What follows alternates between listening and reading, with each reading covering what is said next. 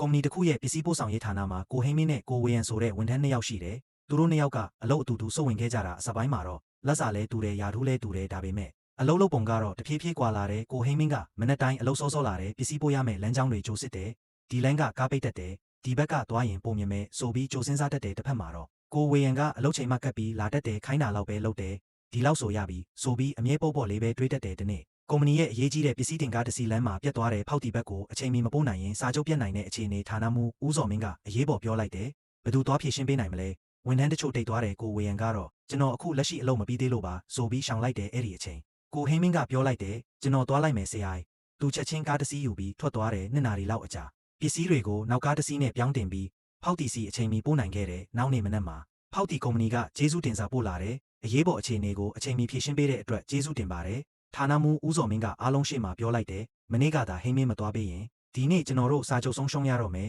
ကိုဝေယံတိတ်နေတယ်တလအကြာကြီးကြပ်ရေးယာထူးတနေရာလစ်လက်သွားတယ်နောက်ဆုံးယာထူးတိုးသွားတာကကိုဟိမင်းလက်စာလဲတူခဲ့ပေမဲ့အခုတော့လက်စာလဲတိုးသွားတယ်ကိုဝေယံမကျေနပ်တော့ဘူးသူဌာနမှူးကိုသွားမေးတယ်ဆရာကျွန်တော်လဲအလုပ်လုပ်တာပဲဘာလို့သူပဲယာထူးတိုးတာလဲဦးစော်မင်းငြိမ်ငြိမ်လေးပြောလိုက်တယ်မင်းကအလုပ်ကိုပြီးအောင်ပဲလုပ်တယ်ဟိမင်းကတော့ပြဿနာဖြစ်လာရင်ကုမ္ပဏီအတွက်ဘာလုပ်ပေးနိုင်မလဲဆိုတာစဉ်းစားတယ်တာဝန်ယူရတဲ့သူကပဲရှေ့ရောက်တာကိုဝေယံခေါင်းငုံသွားတယ်အဲ့ဒီအချိန်မှာပဲသူနားလဲသွားတယ်ဘဝမှာလူကြီးတွေကစကားလာပြောတဲ့သူကိုမရွေးဘူးတာဝန်ယူရဲပြီးအခြေအနေကိုဖြေရှင်းပေးနိုင်တဲ့သူကိုပဲယုံကြည်ပြီးနေရာပေးတာနောက်ဆုံးမှာဘာကြောင့်တာဝန်ယူရဲတဲ့သူကသာယာထူးတိုးပြီးအောင်မြင်သွားတာလဲဆိုတာကိုယင်ထဲထိအောင်ဖော်ပြထားတဲ့ဘဝသင်ခန်းစာအတန်ဇလန်းကောင်းတစ်ပုဒ်ဖြစ်ပါတယ်ဘဝသင်ခန်းစာများစိတ်သက်ခွန်အားပေးအတန်ဇလန်းများကိုနေ့စဉ်နားဆင်နိုင်ဖို့ channel ကို subscribe လေးလုပ်ပေးထားကြပါအောင်